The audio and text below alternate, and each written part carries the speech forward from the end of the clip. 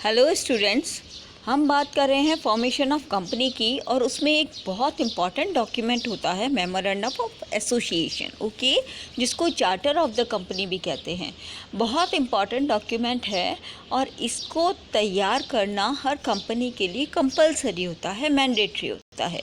तो जब हम फॉर्मेशन ऑफ कंपनी कर रहे हैं और हमने स्टेजेस स्टडी किए हैं तो हमें पता होना चाहिए कि मेजर जो डॉक्यूमेंट्स हैं उनको रेडी कैसे करना है, उसमें किन किन चीज़ों को इंक्लूड किया जाता है, यानी इनके कंटेंट क्या क्या है। तो आज के इस वीडियो में हम स्टडी करेंगे कि मेमोरेंडम ऑफ एसोसिएशन होता क्या है, जिसको शॉर्ट में बोलते हैं एमओई, होता क्या है और इसके मेन कंटेंट्स क्या है, इसकी स्टडी हम करेंगे। ठीक है, तो स्टार्ट करते हैं हमारा आज का वीडियो। चलिए फर्स्ट ऑफ ऑल देखते हैं मेमोरेंडम ऑफ एसोसिएशन है क्या। What is memorandum of association? The memorandum of association is the principal document of a company. आपको ये सब चीज़ें ध्यान रखनी है। Which is the principal document of the company, which is called the charter of the company. Okay, ये आपको सब ध्यान रखना है। और ये हम किसे कहते हैं? मेमोरेंडम ऑफ एसोसिएशन को कहते हैं। It is considered as the charter of the company. It contains the power and objective of the company. इसमें क्या क्या इंक्लूडेड होता है? पावर और ऑब्जेक्टिव इंक्लूडेड होते हैं। कंपनी के पावर और ऑब्जेक्टिव इसमें इंक्लूडेड होते हैं। It also describe the scope of operation of the company, कि कंपनी का स्कोप कितना होगा, कंपनी की लिमिट कितनी होगी, एक्सटर्नल लिमिट कितनी होगी, कंपनी कितना जॉब कर सकती है, कितना वर्क कर सकती है, ऑपरेशंस कर सकती है, उसकी टोटल पावर्स कितनी होंगी, उसके ऑब्जेक्टिव्स क्या होंगे। इन चीज़ों को डिफाइन कौन करता है बेटा? मेमोरेंडम ऑफ एसोसिएशन करता है। It can be altered only according to the provision made in companies act regarding its alteration. इसमें अल्टरेशन करना यानी चेंज करना इसको इजी नहीं है, थोड़ा टफ है। और अगर चेंज करना भी पड़ जाए किसी कंडीशन में तो जो कंपनीज एक्ट के रिगार्डिंग जो प्रोविज़न्स दे रखे हैं उनको फॉलो करके ही इसमें अल्टरेशन किया जा सकता है। वैसे इसमें अल्टरेशन करना इजी नहीं है, काफ़ी टफ है। ओके, तो ये क्या है? ये एक्सटर्नल लिमिट को बताता है, एक्सटर्नल पावर्स को, ऑब्जेक्टिव्स को डिस्क्राइब करता है। Memorandum of association provides information to outsider. ये आउटसाइडर्स के लिए इंफॉर्मेशन देता है। अब आउटसाइडर कौन होते हैं?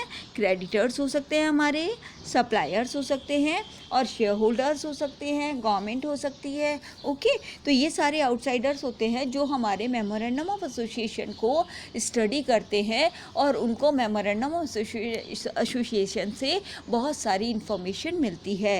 Etcetera to know the limit and scope of the company's dealing. It is also known as the doctrine of outdoor management.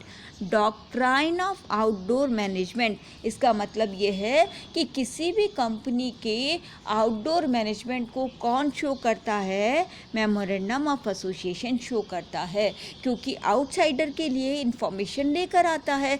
Outsider जैसे creditors, suppliers, share holders, government वगैरह क्या करते हैं? एमओए को स्टडी करने के बाद ही उस कंपनी से डील करते हैं। Okay, so that doctrine of outdoor management किसे कहा जाता है? मेमोरेंडम ऑफ एसोसिएशन को कहा जाता है।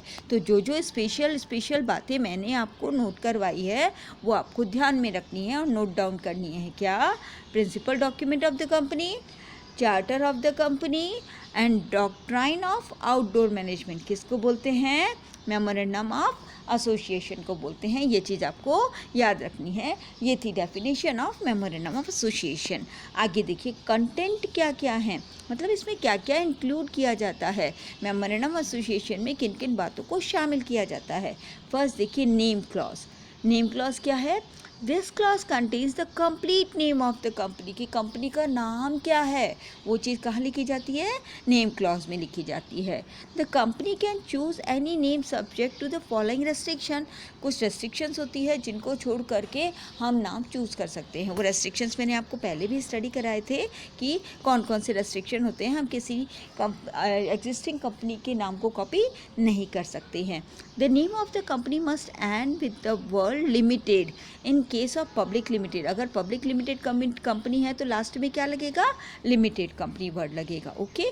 और with the word private limited in case of private limited company, और अगर प्राइवेट लिमिटेड है तो कंपनी के नाम के लास्ट में क्या होगा, प्राइवेट लिमिटेड। तो नेम क्लॉज में हम ये सब देखेंगे कि जो भी कंपनी का नाम है उसके लास्ट में अगर वो पब्लिक लिमिटेड है तो लिमिटेड वर्ड यूज़ होगा, अगर वो प्राइवेट लिमिटेड है तो सिर्फ प्राइवेट लिमिटेड वर्ड यूज़ होगा, okay. The name should not be similar और identical to the name of any other company, किसी भी अदर एग्जिस्टिंग कंपनी के जैसा नाम नहीं हो सकता है। The name should not contain the word cooperative, cooperative word use नहीं होना चाहिए, क्योंकि जॉइंट स्टॉक कंपनी का अपना एग्जिस्टेंस होता है और जो कोऑपरेटिव सोसाइटीज़ है वो अलग होती है बेटा, सो दैट कोऑपरेटिव वर्ड उसमें यूज़ नहीं होना चाहिए।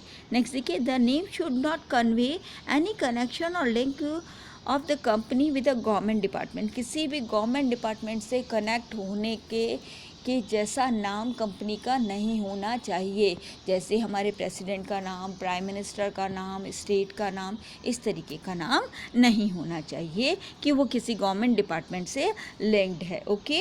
तो नेम क्लॉज में कंपनी का फुल नेम आएगा विद प्राइवेट और public limited company, okay. Next देखिए, सिचुएशन और डोमिसाइल क्लॉज, इसमें क्या आएगा, इसमें देखिए, this clause contain name of the state in which the registered office of the company is to be situated, कि कंपनी का रजिस्टर्ड ऑफिस किस स्टेट में होगा, किस जगह पर होगा, इस चीज़ को हम किस में लिखेंगे, सिचुएशन और डोमिसाइल क्लॉज में मेंशन करेंगे, ठीक है। It is necessary because a company gets the registration from that state only, company का रजिस्ट्रेशन उसी स्टेट में होगा जिस स्टेट में उसका जो रजिस्टर्ड ऑफिस है वो वहाँ पर होगा, ठीक है, उसी स्टेट में ही इसका रजिस्ट्रेशन रजिस्ट्रार के थ्रू किया जाएगा। The registered office is the place where all the important documents of the company are kept, okay.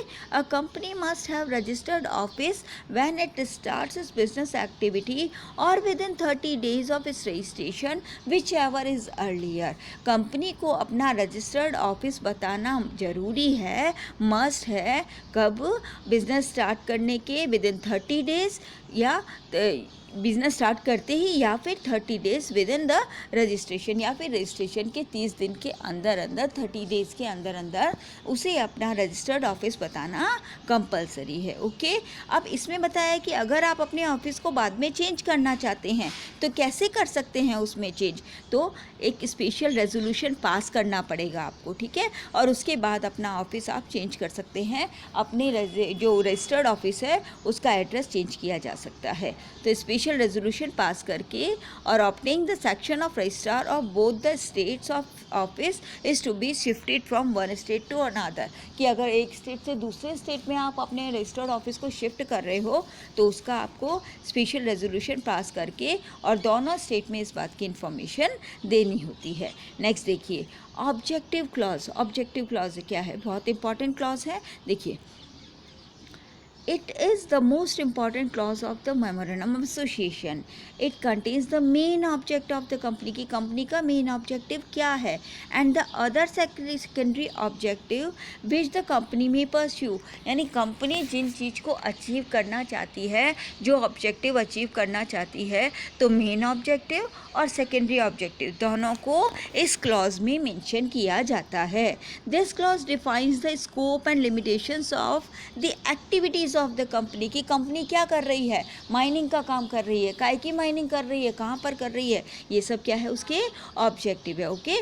तो मेन ऑब्जेक्टिव और सेकेंडरी ऑब्जेक्टिव उसको बताना ज़रूरी है, किस में बताएगी, ऑब्जेक्टिव क्लॉज में बताएगी। The objective of the company is must be legal, क्या होना चाहिए, लीगल होना चाहिए, इलीगल ऑब्जेक्टिव नहीं होना चाहिए। The objects should be contrary to provision of any law, किसी भी लॉ के अगेंस्ट में नहीं होना चाहिए, ऑब्जेक्टिव ऐसा हो जो लॉ के अकॉर्डिंग हो, लॉ के एंटी नहीं होना चाहिए।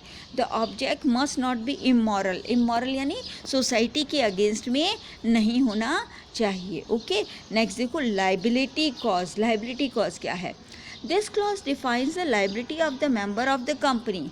In case of company limited by share, अगर कंपनी शेयर्स के थ्रू लिमिटेड है, यानी कंपनी शेयर्स इशू कर कर उससे लिमिटेड है, the liability of the members is limited to the extent of unpaid amount of their share capital.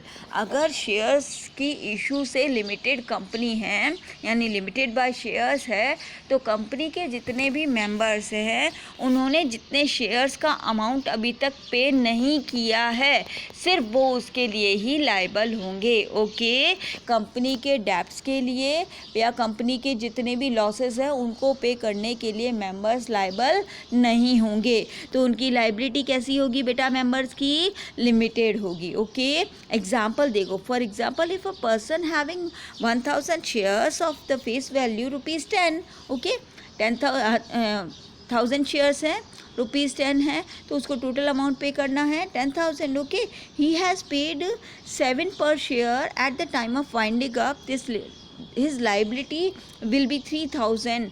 ठीक है, पहले उसने 7,000 रुपीज़ पे कर दिए ना. अब उसकी बची हुई लाइबिलिटी कितनी है? सिर्फ 3,000 के लिए है. और कंपनी के किसी भी डेब्ट्स के लिए, लोन्स के लिए, पेमेंट के लिए मेंबर्स रिस्पॉन्सिबल लायबल नहीं होंगे. ओके, तो मेंबर्स की लाइबिलिटी कैसी होगी? लिमिटेड होगी. कितनी? उनने जितना अमाउंट शेयर्स का अनपेड है उतने तक के लिए ही वो लायबल होंगे. उससे एक्स्ट्रा के लिए वो किसी भी तरीके से लायबल नहीं होंगे. इसी को कहते हैं लायबिलिटी कॉज. ओके, हमेशा ध्यान रखना, कंपनी के मेंबर्स की लायबिलिटी जो शेयर्स इशू करती है उसकी लायबिलिटी कैसी होगी? लिमिटेड होगी. ओके, तो लिमिटेड बाय शेयर्स होती है. ओके, नेक्स्ट देखिए कैपिटल क्लॉज. कैपिटल क्लॉज क्या होता है? कैपिटल क्लॉज में कंपनी अपने कैपिटल को मेंशन करती है. ओके, कि ये बताती है कि उनकी उस कंपनी की मैक्सिमम कैपिटल कितनी होगी. This clause specifies the amount of share capital with which company is to be registered, कि कितनी कैपिटल के साथ कंपनी को रजिस्टर्ड किया जा रहा है. Okay, the capital with which a company is registered is called authorised capital. उसको क्या बोलते हैं? ऑथराइज्ड कैपिटल या रजिस्टर्ड कैपिटल बोलते हैं. और कोई भी कंपनी अपनी ऑथराइज्ड कैपिटल से ज़्यादा शेयर्स इशू या पब्लिक से कैपिटल नहीं ले सकती है, पब्लिक से उससे ज़्यादा इशू नहीं कर सकती है. और नॉमिनल कैपिटल भी इसको कहा जाता है. A company can issue only the number of share which are authorise by इस मेमोरेंडम. यानी मेमोरेंडम ऑफ एसोसिएशन में जो कैपिटल क्लॉज में जो ऑथराइज्ड कैपिटल लिखी हुई है उससे बाहर निकल कर कंपनी कभी भी शेयर्स इशू नहीं कर सकती है. ओके, वो कितना तक शेयर इशू कर सकती है? जितनी उसकी ऑथराइज्ड कैपिटल उसने मेंशन कर रखी है अपने मेमोरेंडम ऑफ एसोसिएशन के कैपिटल क्लॉज में. ओके, कैपिटल क्लॉज से बाहर निकलकर वो कभी भी इशू नहीं कर सकती शेयर्स या कैपिटल अरेंज नहीं कर सकती है. नेक्स्ट देखिए एसोसिएशन क्लॉज. एसोसिएशन क्लॉज क्या है? ये एसोसिएशन है. कंपनी क्या है? एक एसोसिएशन है. किसका? अलग अलग लोगों का. ओके, तो एसोसिएशन क्लॉज में क्या होगा कि एसोसिएशन की वो डिक्लेरेशन देंगे. This clause contains the declaration by the directors. Directors यहाँ पर अपना कंसेंट देंगे, प्रॉमिस देंगे that we the several person whose names and address are submitted, यानी उनका नाम वगैरह लिखा हुआ होगा, एड्रेस लिखा होगा, are desirous of being form into a company in accordance with memorandum association and we undertake to take qualification shares. देखिए, किसी भी कंपनी के डायरेक्टर को डायरेक्टर बनने के लिए कुछ क्वालिफाइड शेयर लेना कंपलसरी होता है. तो यहाँ पर एसोसिएशन क्लॉज में ये डायरेक्टर्स इस बात का कंसेंट दे रहे हैं, प्रॉमिस दे रहे हैं, वचन दे रहे हैं कि उन्होंने जो क्वालिफिकेशन शेयर्स थे वो परचेज कर लिए हैं और वो एज अ डायरेक्टर वर्क करने को रेडी हैं. उनके नेम और एड्रेस उसमें मेंशन रहते हैं. तो एक तरीके से ये प्रॉमिस होता है, ये वचन होता है जो एसोसिएशन क्लॉज में डायरेक्टर्स देते हैं. ओके, तो इस तरीके से मेमोरेंडम ऑफ एसोसिएशन में ये क्लॉजेस इंक्लूड होते हैं, इनका कंटेंट होता है और इनको मेमोरेंडम एसोसिएशन को बनाना बेटा मैंडेटरी है, कंपलसरी है। कौन कौन से क्लासेस आए? नेम क्लॉज, जिसमें हमने कंपनी का फुल नेम लिखा था। सिचुएशन क्लॉज जो होती है वो बताती है कि आपका रजिस्टर्ड ऑफिस कहाँ होगा। ऑब्जेक्टिव क्लॉज क्या बताता है कि कंपनी के मेन और सेकेंडरी ऑब्जेक्टिव्स क्या क्या होंगे। लायबिलिटी क्लॉज क्या बताता है कि कंपनी के मेंबर्स की लायबिलिटी कैसी होगी? लिमिटेड होगी। जितना अमाउंट उन्होंने शेयर का पे नहीं किया है वो उसके लिए ही लायबल होंगे। और कैपिटल क्लॉज क्या बताता है कि कंपनी की maximum capital, that means authorise capital कितनी होगी जिससे बाहर जाकर वो जो इशू है शेयर्स इशू नहीं कर सकती है। ठीक है, तो कैपिटल क्लॉज में ऑथराइज कैपिटल मेंशन होगी। एसोसिएशन क्लॉज में जितने भी डायरेक्टर्स हैं उन सबका प्रॉमिस होगा कि उन्होंने क्वालिफिकेशन शेयर्स परचेज कर लिए हैं और उनके नाम और एड्रेस मेंशन करके वो यहाँ पर प्रॉमिस करेंगे विद देयर सिग्नेचर। ओके, तो ये होता है एसोसिएशन क्लॉज। तो ये हमने मेमोरेंडम ऑफ एसोसिएशन देखा, बहुत इंपॉर्टेंट डॉक्यूमेंट है और उसके कंटेंट देखिए कि इसमें क्या क्या इंक्लूड किया जाता है। ओके, वीडियो आपको समझ आया होगा। अगर आपको कोई भी टॉपिक में कोई डाउट है, कोई भी आपको क्वेरी है तो आप मुझे कमेंट कर सकते हैं, मैं आपको ज़रूर रिप्लाई करूँगी। Okay, bye bye and see you again in next video.